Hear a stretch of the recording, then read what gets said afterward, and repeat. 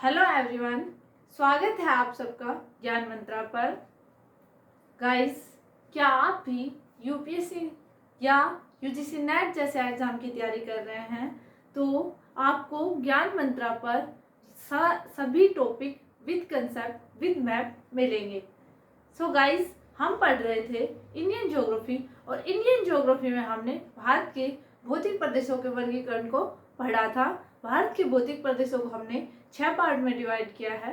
First, Bharat के उत्तर पर्वतीय भाग। सेकंड, गंगा ब्रह्मपुत्र का मैदान। थर्ड, पश्चिमी मरुस्थलीय भाग। फोर्थ, प्रायद्वीपीय पठार। फिफ्थ, तटीय भाग। सिक्स्थ, द्वीप समूह, जिसमें से हमने 5 part already with concept with map अलग अलग मतलब छोटी छोटी क्लासेस के अंदर कर लिए हैं। अगर आपने मेरी पिछली क्लासेस नहीं देखी हैं तो उन क्लासेस को देख लीजिए ताकि आगे का समझने में आसानी होगी। आज हम पढ़ेंगे मैदानों, गंगा ब्रह्मपुत्र का मैदान या मैदान क्या होते हैं इसके बारे में। मतलब कि आपको मतलब जब आप इस क्लास को देख लेंगे उसके बाद आपका कोई डाउट नहीं रहेगा मैदानों से रिलेटेड। सो गाइस, स्टार्ट करते हैं आज की क्लास। तो हम शुरू करते हैं, पहले देखते हैं मैदान होते क्या हैं। मैदान डेफिनेशन, मैदान की डेफिनेशन देखते हैं। सबसे पहले मैदान होते क्या हैं। मैदान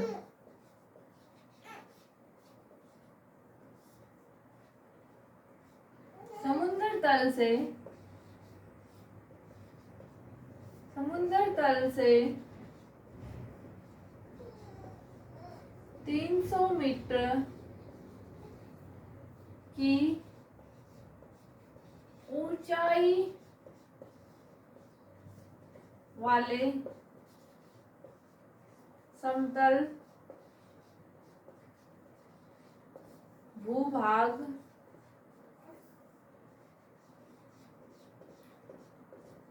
को मैदान कहते हैं। क्या बताया मैंने? समुद्र तल से 300 मीटर की ऊंचाई वाले समतल भूभाग को मैदान कहते हैं। तो ये तो क्लियर हो गया मैदान कहते किसे हैं। भारत का 43% भाग मैदानी है। और भारत का इतना बड़ा हिस्सा मैदानी क्यों है? क्योंकि यहाँ पर बहुत सारी नदियां हैं और नदियां मैदानों का निर्माण करती हैं। तो आज का टॉपिक स्टार्ट करते हैं अपना गंगा ब्रह्मपुत्र का मैदान। गंगा ब्रह्मपुत्र का मैदान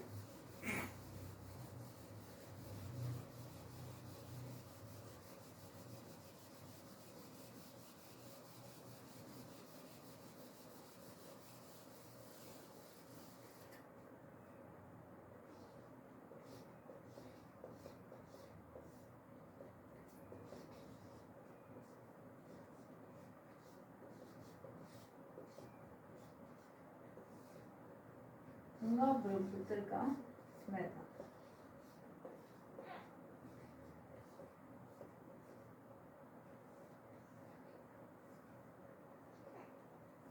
क्या आपको पता है गंगा ब्रह्मपुत्र मैदान का निर्माण किस युग में शुरू हुआ था?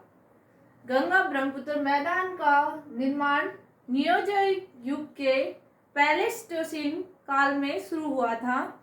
नियोजोइक युग जो आज एट टाइम जो युग चल रहा है वो नियोजोइक युग है और इसके 2 काल हैं, प्लेइस्टोसीन और होलोसीन। प्लेइस्टोसीन कब का गुजर चुका है और अब जो काल चल रहा है वो होलोसीन काल है। इन चीज़ों को भी मतलब कि ये भी फैक्ट तो हैं जो इनको हमें याद होना चाहिए क्योंकि क्वेश्चन यही से बनते हैं। मतलब कभी भी इजी चीज़ों को मत पढ़ो। कोई भी चीज़ अगर आप नेट या यूपीएससी जैसा एग्जाम की तैयारी करो आपको डीपली पढ़ना जरूरी है। हर चीज़ को डेप्थ में जाओ तब आपका एग्जाम क्वालिफाई आसानी से कर पाओगे। जो गंगा ब्रह्मपुत्र का मैदान है इसका निर्माण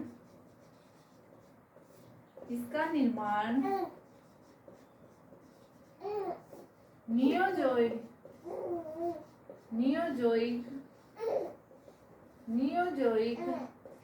युग के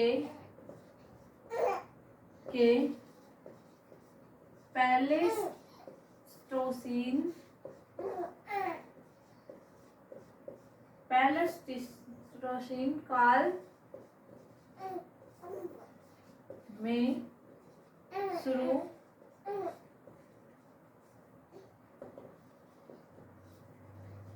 हुआ था। नियोजोइक युग के पैलेस्टीन काल में शुरू हुआ था। पैलेस्टीन युग को हिमयुग भी कहते हैं। इस युग के अंदर मतलब 4 हिम युग भी आए थे। तो कभी मतलब कि हम सभी युग या काल को डिवाइड करेंगे, एक क्लास लेंगे अलग से, उसमें आपको इसके बारे में अच्छे से डिटेल से करवाया जाएगा। हाँ, आज के लिए मतलब कि आप जो टॉपिक कर रहे हैं उस टॉपिक से भटक के ना, इसलिए इसी टॉपिक पर आगे चलते हैं।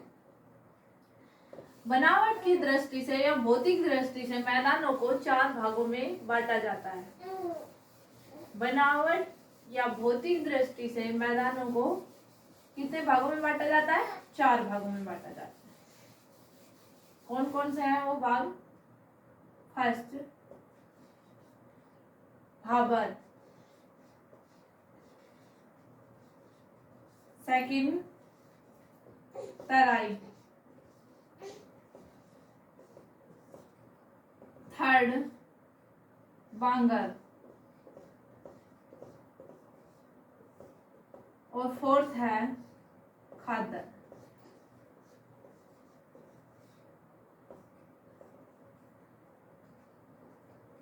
अब क्वेश्चन ये बनता है, सबसे उपजाऊ मिट्टी किस प्रकार के मैदानों में पाई जाती है?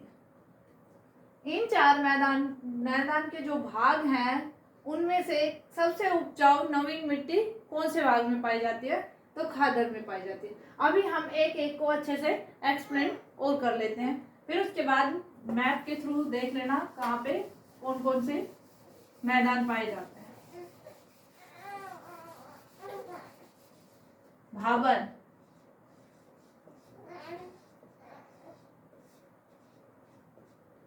पर्वत के गिरिपाद भाग में, यानी कि गिरिपाद मतलब पर्वत की जड़ या पर्वत के पैरों में। जैसे पर्वत का मतलब कि पर्वत समाप्त होते हैं और मैदान शुरू होते हैं, उस भाग में मतलब कि बड़े बड़े शिलाखंड होते हैं, उस भाग को भाबर कहते हैं। गिरिपाद भाग में बड़े बड़े शिलाखंडों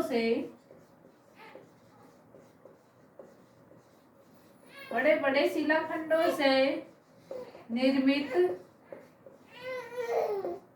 निर्मित भूभाग को भाबर कहते हैं। और भाबर की खास बात पता है क्या है? यहाँ पर प्राय नदियां लुप्त हो जाती हैं।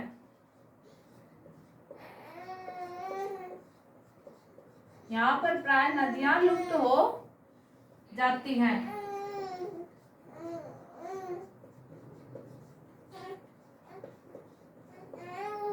क्यों लुप्त हो जाती है भाई? भाबर के अंदर कोई जादू है जो वहां पर नदियां आई और गायब हो गई? ये मतलब कि वहां पर ऐसा लगता है कि यहाँ पर नदी है ही नहीं।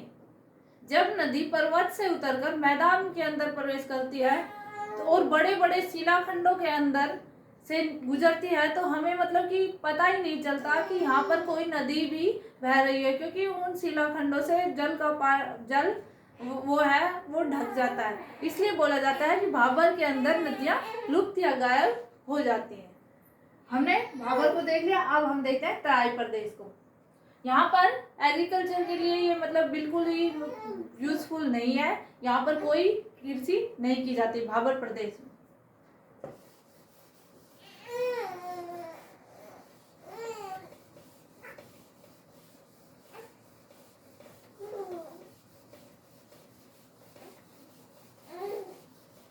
अब देख लेते हैं तराई।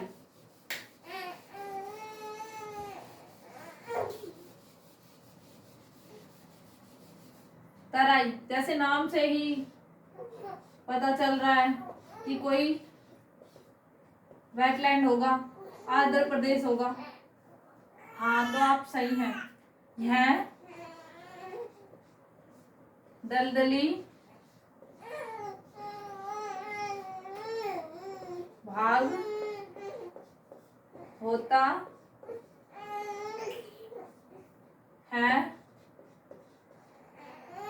यहाँ पर नदियां पुनः प्रकट होती हैं, मतलब यहाँ आकर नदियां दिखना शुरू करती हैं। यहाँ नदियां पुनः प्रकट होती हैं, यहाँ पर नदियां पुनः प्रकट होती हैं। और यहाँ पर किस चीज की कृषि की जाती है? यहाँ पर गन्ने व चावल की कृषि की जाती है। आपको पता है जब ऊपर लिखा हुआ है कि ये दलदली भाग है, तो दलदली या पानी का जो दलदल सा होता है उसमें किस टाइप की कृषि की जाती है? चावल या गन्ने की। अब हम बात कर लेते हैं बांगर। आपने बहुत सुना होगा बांगर, जहां मतलब कि एक टाइप से कृषि नहीं की जाती, ना के बराबर ही की जाती है। तो देख लेते हैं बांगर क्या होता है। बांगर और फिर खादर।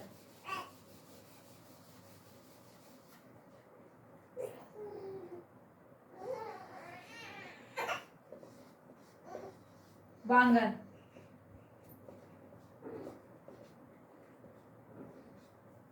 ये है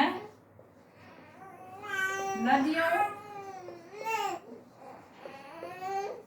की पुरानी मिट्टी से निर्मित भाग होता है।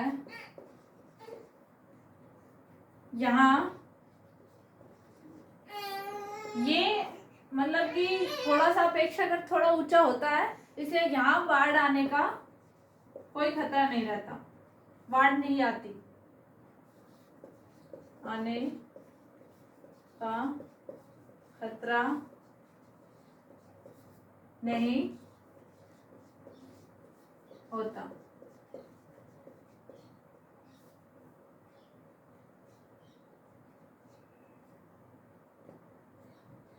कृषि की दृष्टि से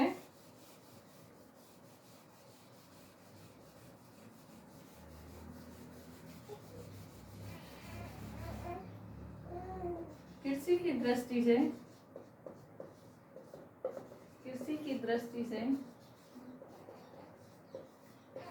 से यह भाग कम उपजाऊ होता है। एग्रीकल्चर की दृष्टि से ये कम उपजाऊ होता है। अब पता चल गया बांगर क्या होता है, तो अब देख लेते हैं खादर क्या होता है।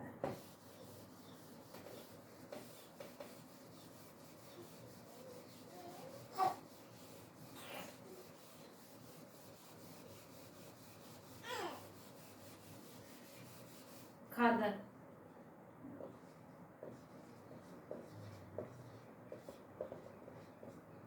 यह नवीन जलोढ़ मृदा से बना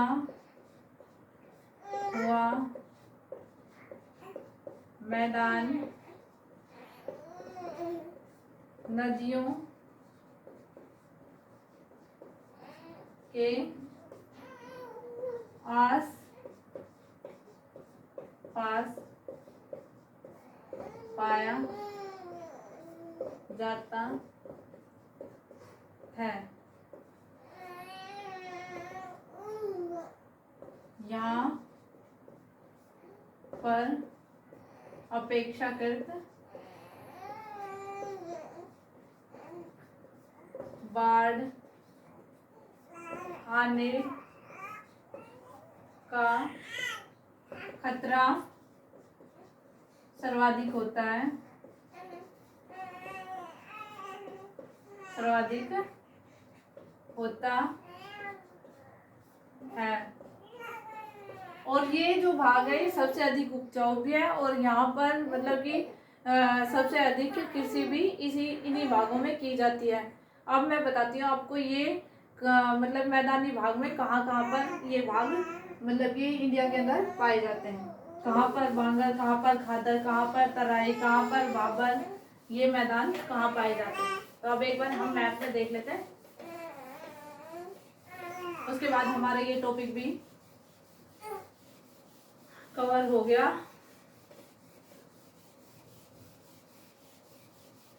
और इसके साथ साथ ही अपना वो पूरा टॉपिक क्लियर हो जाएगा कि भारत के भौतिक प्रदेशों का वर्गीकरण। इसके बाद हम कोई नए टॉपिक की शुरुआत करेंगे।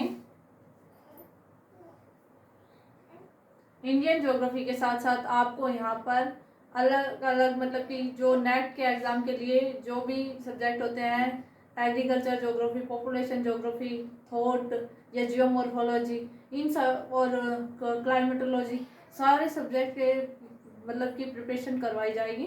तो आप इस चैनल के साथ जुड़े रहिए, चैनल को सब्सक्राइब कीजिए, शेयर कीजिए, कमेंट कीजिए। कोई डाउट हो तो उस चीज़ को भी मतलब कि हम साथ साथ क्लियर करते चलेंगे। आपके हर डाउट को सॉल्यूशन मतलब कि टाइम पर किया जाएगा। सो गाइस बने रहिए ज्ञान मंत्रा के साथ। अब हम मैप में देख लेते हैं।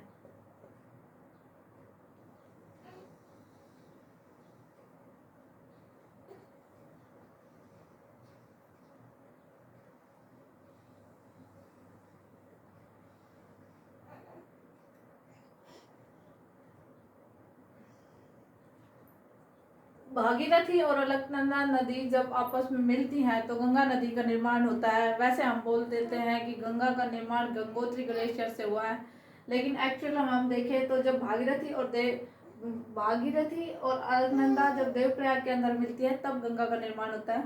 और गंगा नदी यहाँ से जब बहते हुए ऐसे ये गंगा और इधर से ब्रह्मपुत्र चेमयंगदुंग ग्लेशियर से निकलकर इधर सांगपो कहलाएगी और भारत में प्रवेश करके दिहांग कहलाएगी और उसके बाद अरुणाचल के बाद असम में प्रवेश करेगी तब ये ब्रह्मपुत्र कहलाएगी और उसके बाद बांग्लादेश में ये पद्मा कहलाएगी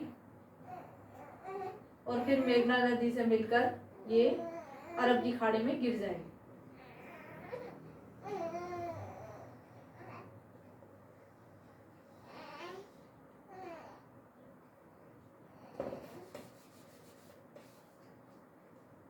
ये मैंने इसलिए बताया क्योंकि हमने टॉपिक गंगा ब्रह्मपुत्र का मैदान रहा था। ये सारा भाग ये यहाँ से लेके ये मैदानी भाग पूरा गंगा ब्रह्मपुत्र का मैदान है ये भाग। तो जब हम बात कर रहे थे, जब हमने भारत के उत्तर पूर्ववर्ती प्रदेशों को पढ़ा था, उसके बाद हमने उनको ट्रांस हिमालय, फिर वृत्त हिमालय, फिर मध्य लघु हिमालय, फिर उसके बाद शिवालिक लास्ट पॉइंट था हिमालय का। उसके बाद मतलब मैदान शुरू हो जाएंगे। तो ये हमने बताया था जैसे शिवालिक रेंज यहाँ से भी अगर लगाओ तो ये शिवालिक रेंज है और ये ऐसे है। तो जैसे ही नदियाँ इस पर्वत से उतरेंगी तो इसके सारे नदियां जो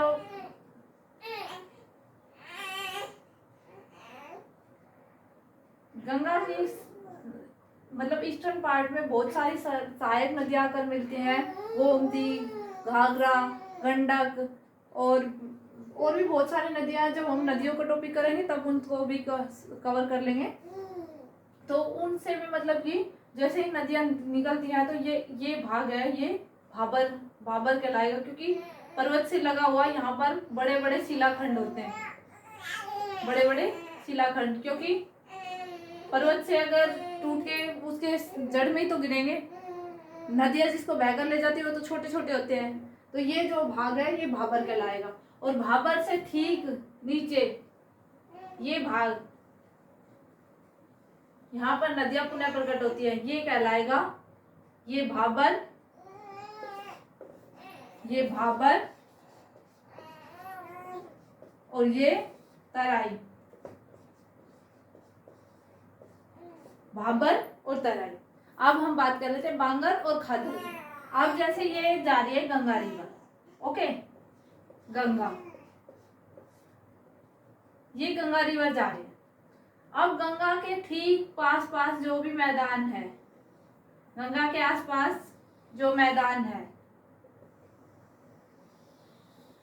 जो अपने किनारों पर ये निक्षेप करती हुई चलती है, तो वो मतलब कि जलोढ़ मृदा का जो निक्षेप करती है, तो ये मैदान बहुत उपजाऊ होंगे।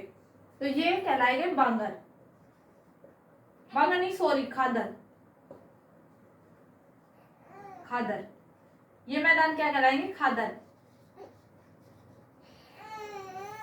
खादर। और खादर से दूर मतलब कि जो नदी के किनारे से दूर जो भाग, जो मतलब कि कभी नदी का फैलाव वहां तक था, जब मतलब कि पहले उन्होंने जलोढ़ मृदा का निक्षेप किया था, लेकिन वो भाग अब ऊंचे हो गए।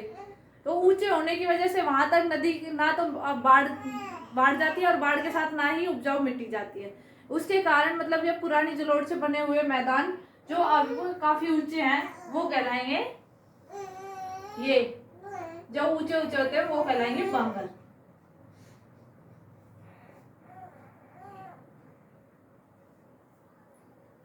आशा करती हूँ समझ आया होगा भाबर क्या है, तराई क्या है, बांगर क्या है, खादर क्या है। बहुत सारे बच्चों को इसमें डाउट होता है और अच्छे से मतलब कि बुक से वो क्लियर भी नहीं कर पाते। अगर अब भी आपके मन में कोई डाउट है तो आप कमेंट सेक्शन में डालकर पूछ सकते हैं, आपको पर्सनली समझाया जाएगा। तो गंगा ब्रह्मपुत्र का मैदान को हमने कवर कर लिया है। कल की वीडियो में कल की जो क्लास थी उसमें हमने प्रायद्वीपीय पठार और तटीय भाग को करवाया था।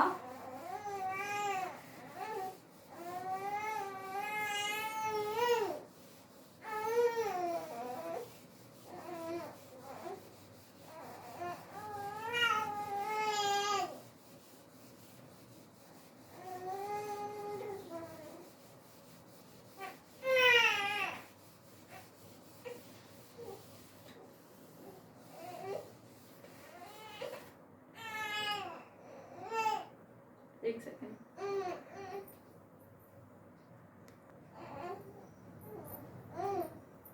कल की क्लास में मैंने प्रायद्वीपीय पठार और तटीय भाग को करवाया था, जो ओवरलाइटिंग की वजह से मतलब कि अच्छे से दिख नहीं रहा है और उससे में भी मतलब कि स्टूडेंट को कुछ मतलब दिक्कत आई है। उसको मतलब देखते हुए मैं इस टॉपिक को थोड़ा थोड़ा मोटा मोटा दोबारा से करवा रही हूँ, तो आप इसको भी देख लें।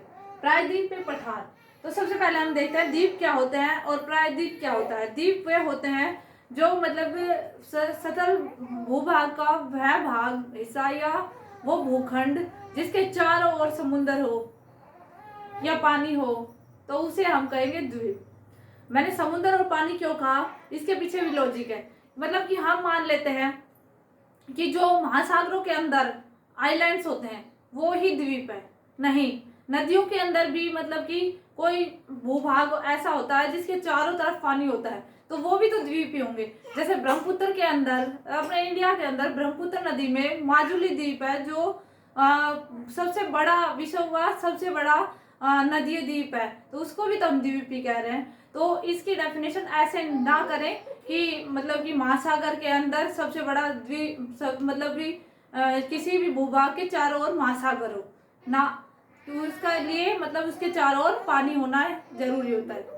तो द्वीप क्लियर हो गया। अब बात कर रहे थे प्रायद्वीप की। प्रायद्वीप क्या होता है? प्रायद्वीप जब कोई भी सतलखंड या भूभाग जिसके तीन ओर पानी से घिरा हो और एक और स्थल से स्थलबद्ध हो, उसे हम कहेंगे प्रायद्वीप। तो प्रायद्वीप और द्वीप दोनों चीजें क्लियर हो गई। अब हम देख लेते हैं इंडिया के अंदर कौन कौन से मतलब कि पठार हैं। तो क्योंकि प्रायद्वीप पे भारत जो है उसमें सबसे ज्यादा पठार पाए जाते हैं, तो उन पठार को देख लेते हैं और उसको मैप में देख लेते हैं। उसके बाद हम तटीय भाग को देखेंगे, ठीक है। तो प्रायद्वीप ये पठार, प्रायद्वीपीय पठार, प्रायद्वीपीय पठार। फर्स्ट है काठियावाड़ का पठार या गुजरात का पठार। काठियावाड़ गुजरात के अंदर स्थित है, इसलिए काठियावाड़ का पठार या गुजरात का पठार दोनों कहेंगे। पठार गुजरात का पठार, गुजरात का पठार। उसके बाद है दक्कन का पठार, दक्कन का पठार।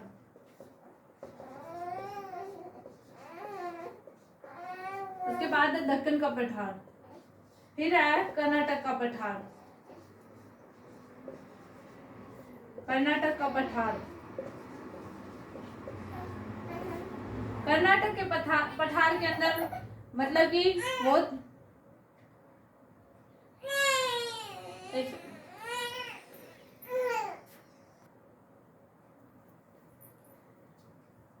हम क्या देख रहे थे? कर्नाटक का पठार।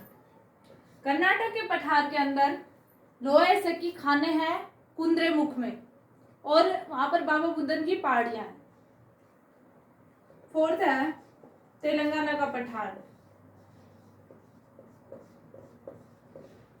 तेलंगाना का पठार।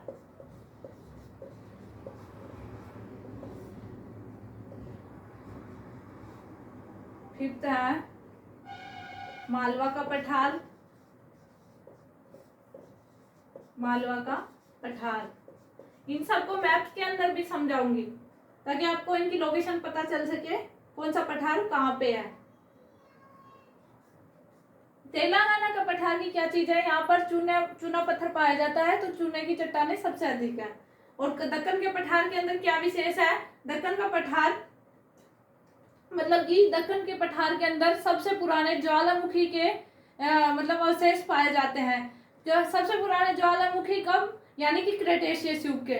आपको पता होगा कि क्रेटेशियस युग, जुरासिक युग और ट्रियासिक युग, मतलब फर्स्ट ट्रियासिक, जुरासिक और फिर क्रेटेशियस। मतलब कि ट्रियासिक युग के अंदर जब हम बात करते हैं तो डायनासोर का जन्म हुआ था, और उसके बाद जुरासिक युग में इनका मतलब कि सब पृथ्वी के अंदर ऊपर सबसे ज्यादा सर्वाधिक मतलब डायनासोर पाए गए, और क्रेटेशियस युग के अंदर मतलब ज्वालामुखी फटे, इसके वजह से उनका मतलब वो समाप्त हो गए। तो ये तीन युग भी बहुत मतलब कि याद करना बहुत जरूरी है। तो इस मतलब क्रेटेशियस युग के अंदर ज्वालामुखी फटे तो उस टाइम मतलब डायनासोर खत्म हुए, तो उस क्रेटेशियस युग के जो अवशेष है ज्वालामुखी के, वो दक्कन के पठार में पाए जाते हैं, और दक्कन के पठार में काली मृदा के कारण कपास सर्वाधिक की जाती है।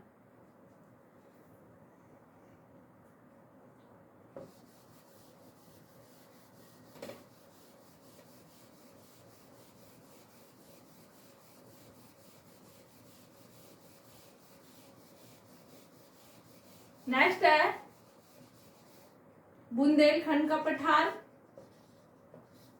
बुंदेलखंड का पठार, बुंदेलखंड का पठार। मंगेलखंड का पठार, मंगेलखंड का पठार।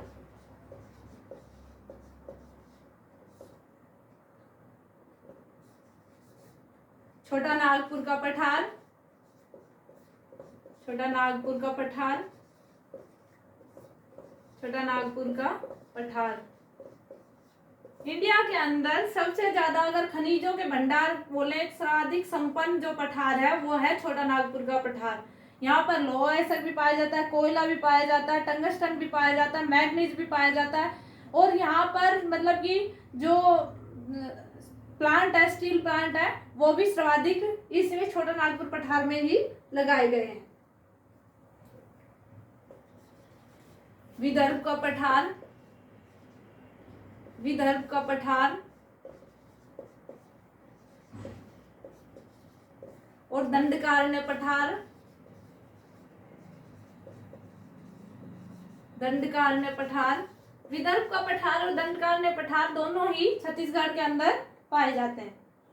और एक और लास्ट रह गया जो मालदा भ्रंश के कारण मेघालय के अंदर है, उसे कहेंगे शिलोंग का पठार।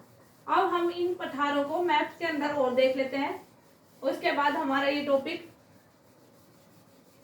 फिनिश होगा।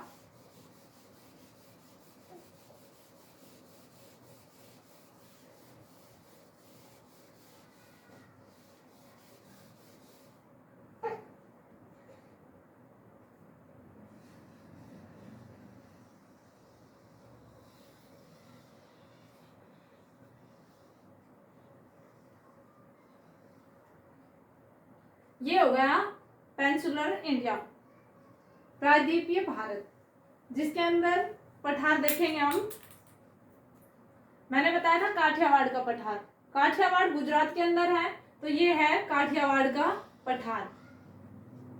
फर्स्ट मैं नाम नहीं लिखूंगी, आप नाम मैं लिखवा चुकी हूँ, आपको समझाने के बेस पर अब मैप पे करवा रही हूँ। ये है काठियावाड़ का पठार। सेकंड हमने क्या कहा था, दक्कन का पठार,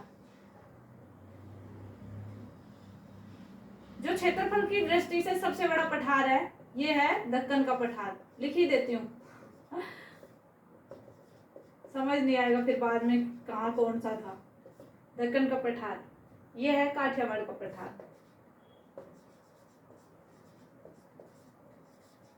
काठियावाड़ का पठार, ये है कर्नाटक का पठार, इससे ही लगा हुआ कर्नाटक का पठार, कर्नाटक का पठार। कुंद्रेमुख और बाबा बुदन की पहाड़ियां याद रखना। ये है तेलंगाना का पठार, चूने की चट्टानों के लिए फेमस का पठार, तेलंगाना का पठार। और इधर एक छोटा सा पठार और भी है, वो है कोयम्बटूर का पठार, कोयम्बटूर का पठार का पठार, कोयम्बटूर का पठार। ठीक है, इतना हो गया क्लियर। उसके बाद हम इस साइड पे देख लेते हैं। ये है मालवा का पठार, मालवा का पठार। और इधर यूपी के अंदर है बुंदेलखंड का पठार, बुंदेलखंड। ये मध्य प्रदेश के अंदर है बघेलखंड, बघेलखंड का पठार। और ये यहाँ पे है सर्वाधिक संपन्न छोटा नागपुर का पठार, छोटा नागपुर का पठार। और यहाँ पर है विदर्भ का पठार छत्तीसगढ़ के अंदर, और ये है दंडकारण्य पठार, दंडकारण्य पठार, दंडकारण्य पठार। और ये है शिलोंग का पठार, मेघालय के अंदर शिलोंग का पठार। तो प्लेट्यू या पठार हमारे कंप्लीट होते हैं। आज की क्लास में इतना ही। तटीय भाग कभी कोई और क्लास के अंदर कर लेंगे, करवाऊंगी जरूर। मतलब कि कल की क्लास में और लाइटिंग की वजह से अच्छे से समझ नहीं आ रहा, तो तटीय भाग दोबारा करवाए जाएंगे। कोई भी क्लासेस के अंदर उसको भी ऐड कर लेंगे। सो गाइस, वीडियो अच्छी लगे तो वीडियो को सब्सक्राइब करना मत भूलना। आज के लिए इतना ही। Thank you.